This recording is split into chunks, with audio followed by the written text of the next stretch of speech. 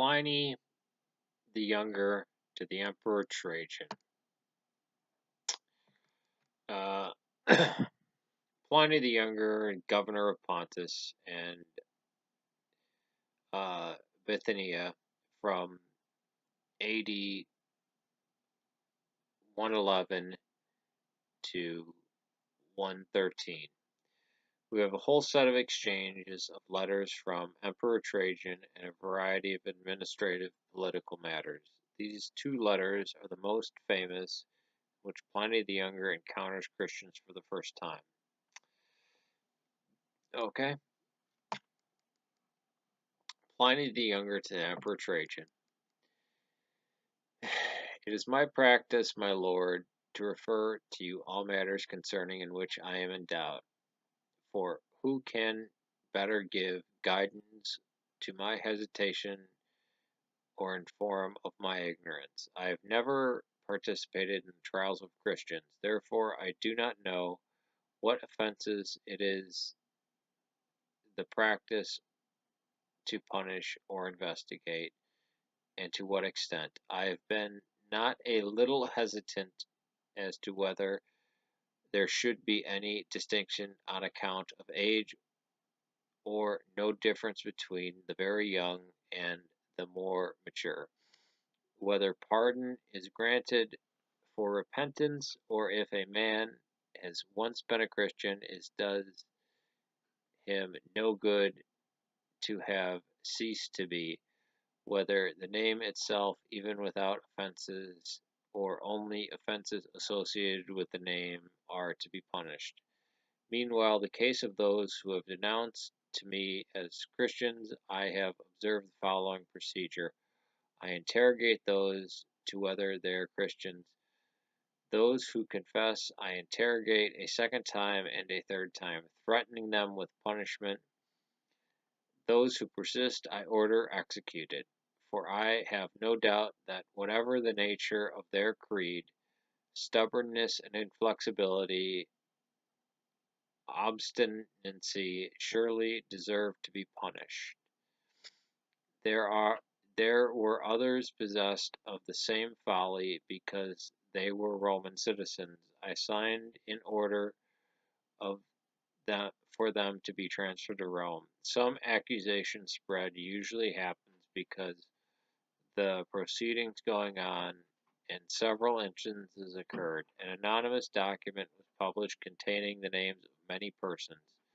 Those who denied that they were and had been Christians when they invoked the gods, and words dedicated to me, offered prayer and incense and wine to your image, which I had ordered to be brought for the purpose, together with the statues of gods, and moreover cursed Christ, none of which those who are really Christians, it is said, can be forced to do. These I thought should be discharged. Others, named by the informer, declared they were Christians, but then denied it, asserting that they had been, but had ceased to be, some 3 years before, others many years, some as much as 25 years. They worshipped your image and the statues of the gods and cursed Christ. They asserted, however, that some substance of their fault or error had been that they were accustomed to meet on a fixed day before dawn and sing responsively a hymn to Christ as to God. That's still done in the Orthodox Church today. That is um, a description of liturgical worship. Um, um, so ancient Christianity is really looking like Orthodoxy, right? Oh no, I lost my place.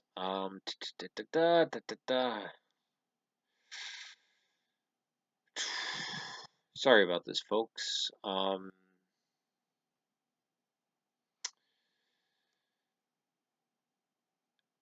and to bind themselves by oath not to crime, but to commit fraud, theft, and adultery, not falsify their trust, nor refuse to return a trust when called upon to do so. When this was over, it was their custom to depart and assemble again and partake food, but ordinary and innocent food, the Eucharist. Even this they affirm, and they cease to do after my edict, which, in accordance with your instructions, I have forbidden political associations. Accordingly, I judged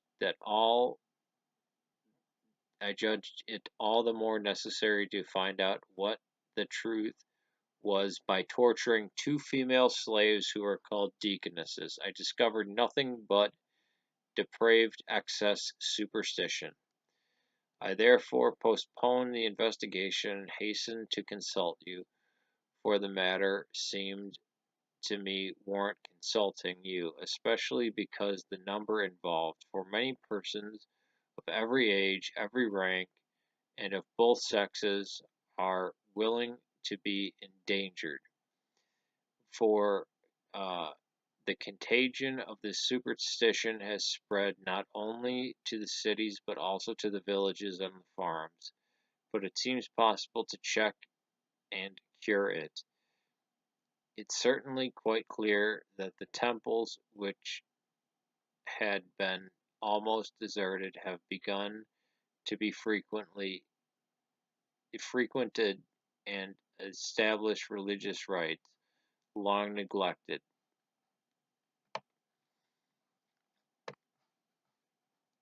Ugh.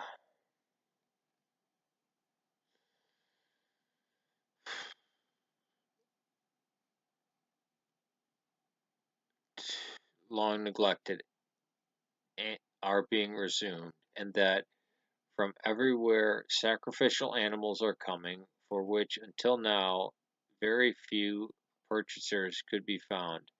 Hence it is easy to imagine the multitude of people can be reformed, in an opportunity for repentance afforded. It, it, for repentance is afforded. Trajan to Pliny the Younger. You observe proper procedure, my dear Pliny, in sifting the cases of those who had been denounced to you as Christians, for it is not possible to lay down any general rule too severe as to find a fixed standard. They are not to be sought out. If they denounce and prove guilty, they are to be punished with this reservation, that whoever denies that he is a Christian and really proves it, that is, by worshiping our gods, even though he was under the superstition in the past, shall obtain pardon through repentance. But anonymously posted accusations ought to have no place in any persecution, for this is both a dangerous kind of precedent and keeping in the spirit and without keeping in the spirit of our age. So Pliny the Younger, yep, tortured two deaconesses to death, or tortured them and executed them. Um, and there had been Christians for at least 25 years by the year AD 111. So there it is.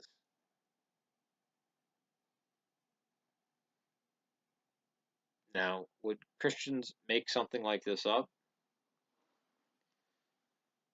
No, because it talks about Christians committing apostasy easily. I mean, kind of foolish, right? Say, oh, it's just Eusebius made this up or something. So there it is.